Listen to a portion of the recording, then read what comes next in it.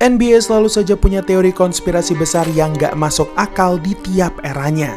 Tapi di antara mereka semua, masih ada beberapa teori tersembunyi di era modern yang sepertinya kalian belum ketahui sampai detik ini. Mereka bakal terdengar sangat konyol, tapi berbeda dengan teori-teori lainnya. Yang bakal gue bahas di video ini mungkin beneran nyata, karena bukti dan pola-polanya dapat terlihat jelas. Kita langsung mulai dari salah satu yang tergila, yaitu teori Rob Hennigan. Rob Hennigan adalah seorang asisten general manager yang sudah cukup lama bekerja di NBA. Awalnya dia bekerja bersama manajemen Spurs dan OKC Thunder. Bagaimanapun, setelah 4 tahun di sana, muncul suatu momen yang mengubah karirnya selamanya. Pada 2012, Hennigan mendapatkan tawaran baru sebagai general manager Orlando Magic. Dia akhirnya memegang posisi itu sampai 2017 sebelum akhirnya kembali bekerja lagi bersama Thunder sebagai asisten general manager. Secara sekilas, riwayat karirnya ini memang terlihat umum dan wajar. Dia berhasil memberikan pengaruh yang baik, dapat promosi ke jabatan yang tinggi di tim lain, dan kembali ke tempat di mana dia memulai semuanya. Tapi ternyata kalau kita lihat lebih dalam tentang apa saja pergerakannya selama jadi GM Magic, ada sesuatu yang aneh dan mencurigakan. Setelah Thunder berhasil membangun skuad muda yang menjanjikan dengan KD, Westbrook, dan Harden, Magic juga ingin terombak ulang skuad mereka agar bisa jadi sehebat mereka. Itulah kenapa Magic memilih Hennigan yang tahu semua resep yang dibutuhkan untuk itu. Saat itu, kualitas roster Magic masih dipertanyakan. Pada musim pertama Hennigan menjabat, rekor menang kalah Magic sangat buruk, 20-62. Tapi ini bukanlah sebuah pertanda buruk, karena Hennigan dipercaya akan menyelamatkan Magic dalam proses rebuilding mereka. Hennigan akhirnya mengambil Victor Oladipo di NBA Draft 2013 dan Aaron Gordon setahun berikutnya. Ditambah dengan Nikola Vucevic dan Tobias Harris yang masih sangat muda. Ini adalah skuad muda yang cukup potensial.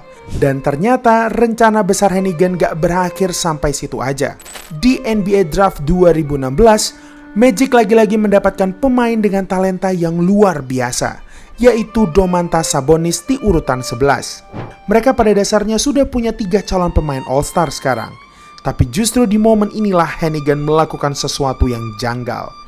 Di malam yang sama saat Hennigan mendraft Sabonis, dia langsung membuangnya bersama Oladipo ke tim lainnya, OKC Thunder, untuk Serge Ibaka yang kontraknya bakal habis. Dan coba tebak apa yang terjadi musim berikutnya. OKC langsung men-trade Oladipo dan Sabonis ke Indiana Pacers untuk mendapatkan Paul George. Dengan kata lain, Thunder berhasil mendapatkan superstar baru seharga Ibaka yang sama sekali bukan pemain All-Star. Magic akhirnya memecat Hennigan pada 2017.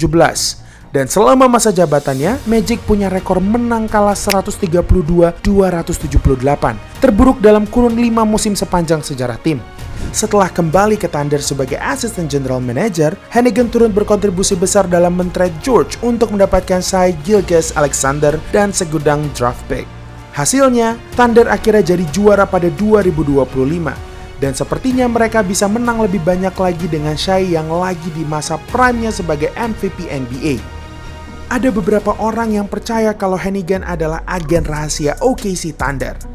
Dia menyelinap masuk ke Magic sebagai GM, membuat salah satu keputusan terblunder dalam sejarah tim yang ternyata sangat menguntungkan Thunder. Kemudian mendapatkan promosi setelah kembali lagi ke sana. Dan berbicara tentang agen rahasia, ada teori konspirasi serupa yang jauh lebih menggemparkan pada masanya. Teori yang berikutnya ini mengambil latar tahun 2023, tepatnya saat free agency dimulai. Saat itu, para fans NBA masih asik menduga-duga siapa orang dalam favorit yang akan mengumumkan perpindahan pemain yang bombastis lebih dulu. Adrian Wojnarowski atau Shams Charania. Tapi gimana kalau ternyata jawabannya justru bukan mereka berdua? Karena ada sosok mengejutkan yang jauh lebih cepat dalam membocorkan semua informasi free agency saat itu. Yaitu sebuah akun Twitter atau X misterius tanpa foto profil maupun jumlah followers yang banyak dengan username @droppingdimes20. Semuanya dimulai pada 28 Juni 2023 ketika akun ini menyebut bahwa James Harden akan melanjutkan kontraknya bersama Sixers agar kemudian bisa di-trade ke tim lain. Ini cuma pendapat biasa dari akun kecil kan? Gak ada yang perlu dipedulikan. Beberapa saat setelahnya ternyata Woj memberikan informasi yang sama dengan akun tadi. Sama persis. Bisa saja ini cuma kebetulan. Tapi kemudian ini yang dia kirim. Houston Rockets telah mendapatkan kembaran Drake.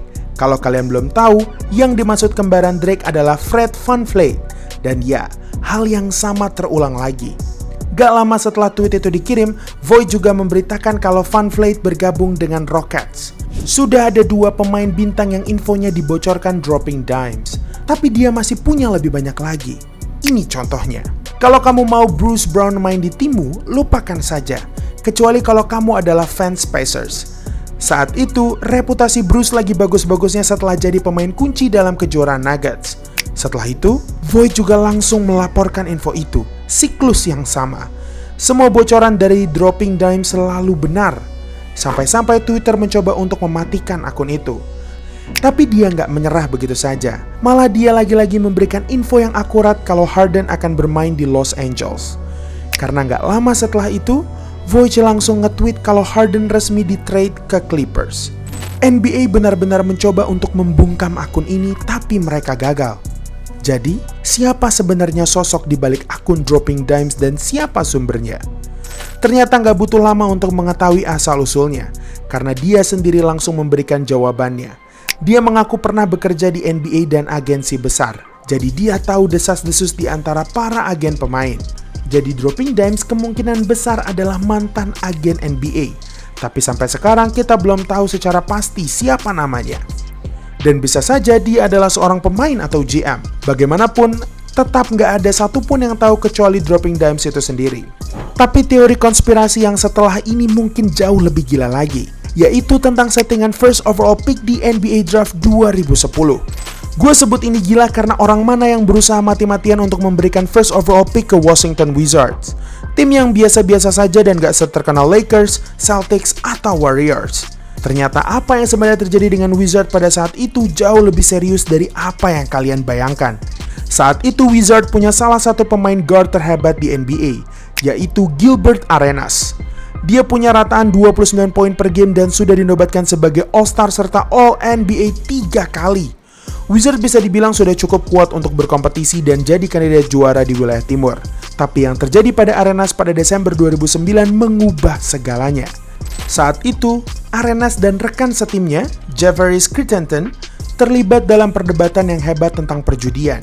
Saking seriusnya, mereka berdua sampai saling menodong senjata api satu sama lain. Ini adalah pelanggaran berat nggak cuma dalam aturan Wizards tapi juga aturan NBA. Keduanya akhirnya diskorsing sampai akhir musim. Sejak insiden itu, Wizards selalu dipandang sebagai tim yang bermasalah. Tiap ada berita mengenai mereka, narasinya selalu saja negatif. Bukan karena performa mereka sangat buruk, tapi karena mereka terlibat dalam skandal yang besar. Wizards akhirnya menutup musim itu dengan rekor menang kalah 26-59. Itu adalah rekor terburuk kelima di seluruh NBA. Sehingga mereka cuma punya kesempatan 10,3% saja untuk mendapatkan first overall pick. Sedangkan kemungkinan mereka untuk mendapatkan pick nomor 6 jauh lebih tinggi, 34,2%. Dan tentu saja, di antara semua kemungkinan, justru Wizards lah yang mendapatkan first overall pick itu, yang akhirnya digunakan untuk memilih John Wall. Teorinya adalah NBA sengaja memberikan first overall pick untuk memperbaiki reputasi mereka. Dengan adanya John Wall, mereka ingin membuat Wizards semakin terlihat segar dan punya arah yang baru. Bukannya terjebak dalam kasus Arenas tadi yang membuat mereka terus-menerus dipermalukan.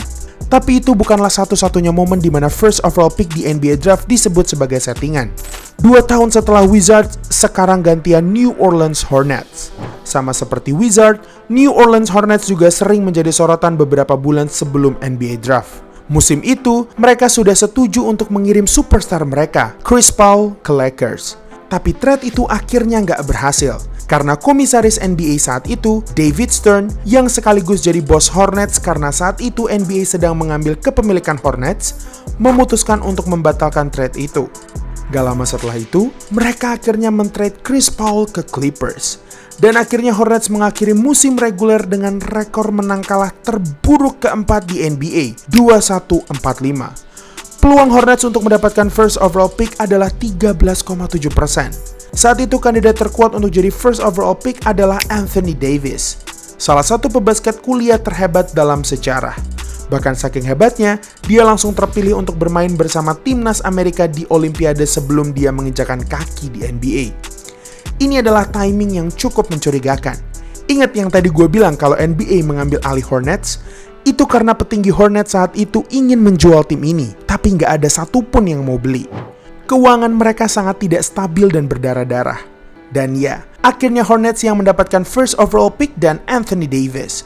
Mereka bakal punya superstar baru.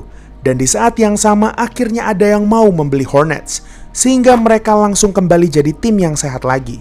Tapi masih ada satu hal lagi yang membuat teori konspirasi ini makin menguat, yaitu foto ini. AD terlihat memakai topi Hornets beberapa minggu sebelum NBA Draft. Mungkin itu adalah topi Charlotte Hornets era 90-an. Tapi yang namanya teori konspirasi, sebenarnya nggak ada yang tahu kenyataan di balik ini semua. Namun gimana jadinya kalau ternyata ada satu sosok yang memberitahu semua orang kalau NBA Draft benar-benar settingan? Dia adalah salah satu legenda NBA, Dikembe Mutombo. Pada 2016, beberapa jam sebelum acara draft lottery dimulai, di mana mereka mengambil bola pingpong yang keluar dari mesin untuk menentukan tim mana yang akan mengambil urutan pick yang disebut, ini yang Mutombo upload di akun Twitter atau X-nya. Selamat kepada Sixers karena telah mendapatkan first overall pick di NBA Draft 2016. Padahal mereka belum menentukan tim mana yang bakal dapat first overall pick. Mutombo dengan cepat langsung menghapus tweet itu, dan ternyata hasil akhirnya sesuai dengan apa yang dia katakan. Lalu ini klarifikasinya. Dia berniat mau mengucapkan selamat kepada Sixers, tapi dia membuat kesalahan, dan dia cuma bisa tertawa melihat semua itu. Sepertinya memang ada yang dirahasiakan di balik acara NBA Draft ini. Tapi semua teori konspirasi itu mungkin gak ada apa-apanya kalau dibandingkan dengan yang terakhir ini, yaitu teori buta warna Rian Anderson. Pada zamannya, Rian Anderson dikenal sebagai salah satu power forward yang jago shooting. Tapi di balik performa hebatnya, dia juga punya sisi gelap yang kalau menurut dugaan orang-orang disebabkan oleh buta warna. Jadi saat Anderson bermain bersama Rockets, efisiensinya menurun saat bermain di kandang mereka. Hanya 37% dan 33,2% untuk akurasi 3 point, serta 77,3% untuk free throw. Tapi kalau bermain di kandang musuh, angkanya justru meningkat drastis. Teorinya adalah Rian Anderson kesulitan untuk syuting di lapangan bernuansa merah karena mungkin dia punya buta warna merah hijau. Sehingga di ring basketnya jadi terlihat kurang jelas. Ini memang klaim yang di luar nalar. Tapi yang setelah ini bakal membuat teori ini jadi semakin kuat. Kalau kita lihat lagi efisiensi Anderson di lapangan bernuansa merah lainnya seperti di Arena Bulls, presentasinya juga sangat rendah, yaitu 33,5% untuk akurasi field goal dan 29,1% untuk akurasi 3 point. Berbeda jauh dengan rataannya selama berkarir di NBA. Seorang shooter tiba-tiba punya akurasi buruk di lapangan berwarna merah? Tentu saja ini bukan sebuah kebetulan. Tapi gimana kalau menurut kalian? Apakah kalian percaya dengan semua teori konspirasi ini? Atau mereka cuma hayalan dan dilebih-lebihkan? Dan apakah kalian mau kalau gue bahas lebih banyak teori konspirasi yang jarang terungkap di NBA? Itulah episode kali ini. Udah nggak zaman lagi bikin jersey berminggu-minggu. Di Easy Sportswear 4 hari jadi. Free design, bisa custom satuan. Harganya mulai dari 100 ribuan aja. Gas pantengin all shopnya ya. Jangan lupa like dan subscribe agar channel ini bisa berkembang dan menghasilkan video menarik lainnya. Thanks for watching. I'll see you in the next video.